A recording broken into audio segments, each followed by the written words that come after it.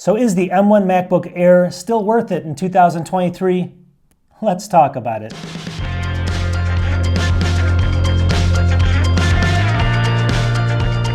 Welcome back to the video. So people keep asking me the simple question, is this thing still worth it in 2023? I get threads and stuff, people ask me the question, is the M1 still worth it? This thing came out 2 to 3 years ago, right? So a long time ago. And you got to kind of consider it. The M2 chip's out, the M3 chip's coming out soon. So is this really worth buying? Now, one of the things I always say is the Air is the greatest of all time. Not that Air, he was good. But this Air right here, right? I think this is one of the best laptops ever to launch 2 years ago. And I also think this is probably in the top 10 laptops as of right now. And I'm going to kind of in this video explain why that is. But should you really pick one up right now? I'm going to explain that as well. So sit back and relax and find out. If you're thinking about buying this for the, the discounted price you can pick these up for right now, let's talk about it if you should and what are the reasons you should. Let's get into it. Okay, so I'm not going to make you wait long. My answer is yes, you should actually pick this up in 2023 if you're a specific person, which I'll get into, and then I'm going to talk about the performance.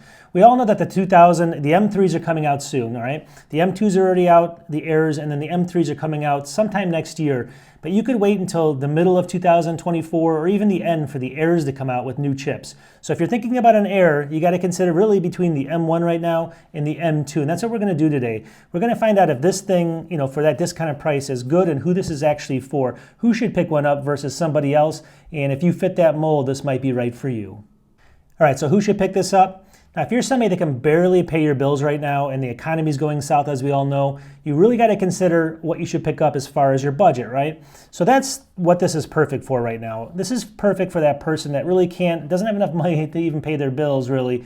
Obviously, and you need a computer maybe for work or for school, you still need one and you still have to put it to good use. Not just video games, because this is not good for gaming, but if you're that person, this is perfect for you, right? You can pick these up new right now at Best Buy for about $749, all right? Now, I know the M2s are only about $200 to $300 more, and and the 15-inch is actually just slightly more than that, but the 13-inch M2s are only about $200 to $300 more. But if you're that person that needs to save everything you can save, you might want to consider this or a used one that you can usually get for about $500. Now, a lot of people are going to be worried, if I pick this up, how's my experience going to be? And I'm going to get into that in a second, but let me just state this. If this computer right here, sitting right here in front of me, came out today, right, by another manufacturer, maybe let's say a Windows laptop or something, with the same overall performance, build quality, screen, and everything combined, it would win awards right now in 2023 and at the end of 2023 for that factor. So keep that in mind when you're thinking about this. When you buy this, even though it's the cheapest one in the Mac lineup as far as laptops, even though people tell you that you should get the M2 or wait for the M3, you're still going to say, coming from Windows, that this is an award-winning laptop. It's faster than what you had, and it does everything possible that you need it to do, and it's the cheapest way to get into the Mac OS, kind of environment. So this is the person that should consider this, all right? So keep that in mind, and then we're going to get into the other things here. All right, and I'm not here to say everyone should pick this up, right? If you have the budget for the 13-inch M2 or the 15-inch M2, or you need that bigger screen on the 15-inch, and that's the factor, you need a big screen for maybe doing certain things like photo processing and stuff, then you don't consider this. But like I said, for that specific person that has basic needs, and I'll get into what those are, this is perfect for you. So I just want to lay that out there so people don't say, oh, the M2 is a way better option. I'm saying, yeah, it's a little bit faster, but again, we're going to get into why this might actually be a little bit faster for some basic applications than the M2 even because of the hard drive. But overall, this is the kind of person I'm kind of setting up here is someone that is really budget conscious. All right, so what should you expect from performance in 2023 in this system? And like I had said earlier, it's going to be a non-laggy, super responsive experience even on this M1 right here, all right? So if you're coming from a Windows laptop of any sort, you're going to just say, hey, this thing's really fast. I think it's faster than my old laptop. You're going to be happy. If you're coming from something way up on the Mac lineup and you downgraded this and you have specific reasons to use something that's faster, you may think this is, obviously not going to be perfect for you. But overall, I'm just saying most people that picked this up for the first time that came from Windows laptops and things like that are going to not notice any difference. And if I told you this was a 2023, you'd believe me.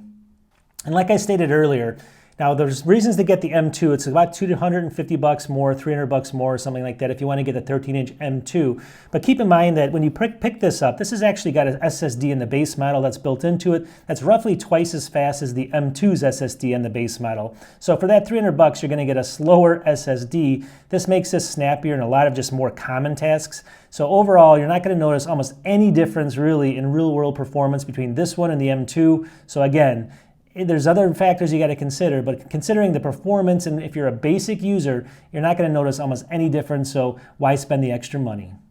Yeah, so like things like browsing the web, doing email, Microsoft Word, pages on here, numbers on here, using any basic application that you actually do for business, video conferencing, although the camera's maybe not as good on this. Overall, though, you're not going to notice almost any difference between the M1 and the M2 MacBook Air base models.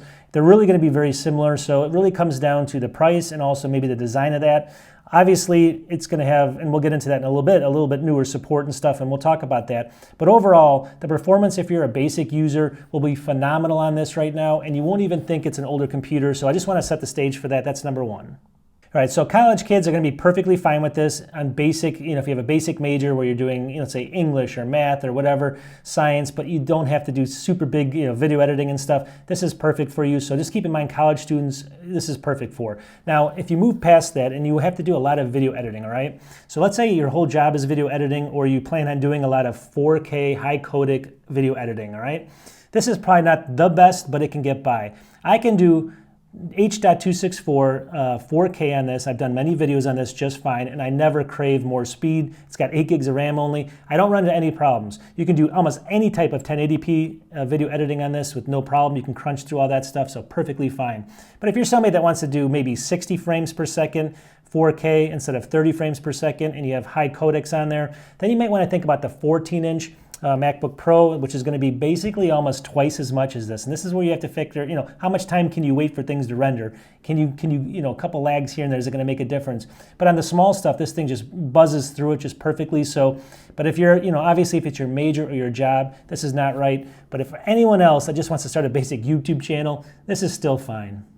All right, so for the screen, the keyboard, the speakers, and the trackpad, I would put this still, as of today, in the top 90% of all laptops out there for those 4 things. I mean, the screen is perfect on this today, and it's probably in the top 5% of all laptops out there for the screen. The resolution's super high, the colors are perfect, the viewing angles are perfect. It beats almost any Windows laptop out there, even today, so don't worry about the screen. The keyboard is one of the best keyboards you can pick up today. Again, I would put this in the top 10% of all laptops out there currently, including all Windows laptops, on the keyboard, and this is a 2021, mind you. It's a perfect typing experience. You have no issues there as well. What else is there? The trackpad. All Macs are probably in the top 5% of all trackpads that are out there in any laptop you can think of. It blows Windows laptops away as well, so you're not going to be disappointed on that. So that's perfect as well. And then what else is there? The speakers. The speakers are perfect. If you're in a dorm or something, these are, there's going to be some better ones, but they're going to all come from Macs. So like if you want to get the M2 version of this, they're going to be slightly better. The 14 and 16-inch MacBook Pros are going to be slightly better. But if you compare this thing almost against any other Windows laptop, once again, you're going to be happy with this. And this is going to be able to play your music just fine, or better than any other laptop out there. At least the top 5%, maybe not, but the last 95%, this beats. All right, ergonomics.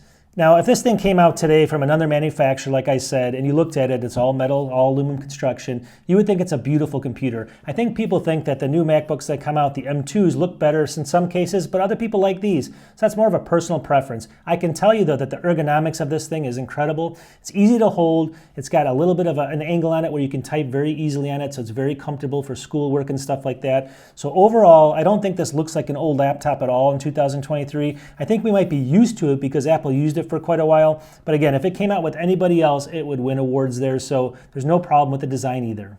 And then the battery. So the battery, again, and I keep saying this percentage, it's in the top 90 to 95% of laptops as far as the battery. The only ones that really beat this are the newer, maybe the M2s slightly, and then the newer, I think the more advanced are the MacBook Pros and stuff. But any Windows laptop cannot beat this in battery. I don't think there's one out there that can do it. So you're not going to be disappointed with battery either. This is not as good as they say. It's not going to give you 18 hours. I mean, you get like 10 hours of real world use when you're doing real world stuff, but still, 10 hours versus like 5 or 4 on other laptops, you're going to be happy with this, so don't worry about that either.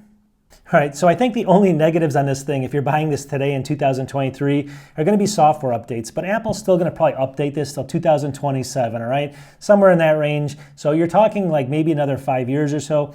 This laptop, I mean, you're going to want another one by then, all right? That's 5 years is a long time for a laptop. Obviously, you can sell this well before that, and these retain their value so well. So I don't think that's really an issue as of 2023 or even early 2024. I wouldn't worry about that. There's also things like Open Core Patcher, which is going to allow you to upgrade the OS on things that are not supported any longer. So you can keep that in mind, and that's only going to get better. So overall, I wouldn't worry about that in 2023. It's something to consider because you're going to get one more year of support on the 2000 or the M2 series. But still, it's not something right now to consider, maybe in a couple years. And then the other thing people complain about are ports, but if you're going with the M2 series, you're not going to get any more of them. And this is just fine. I mean, you have to get a dongle that has all of your needs in it. Once you do that, you kind of forget it and the topic's over. I'm a channel that reviews a lot of them, so I talk about a lot of them, but I bought the first one and the first one's fine for this, so don't worry about that either, all right?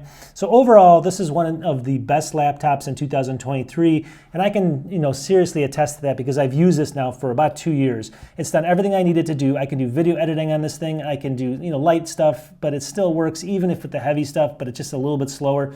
But anything else you can throw at this thing, it works perfectly fine. And I compare this against a lot of new Windows laptops, and you almost have to kind of say, is this even faster than the new Windows laptops? It's just that good. So if you're thinking about buying this right now in 2023 and you're a little bit worried because you see it at the store for $750 and then you see the M2 at $1,100 or something, and you're thinking, is it worth that difference? $200 to $300-$400.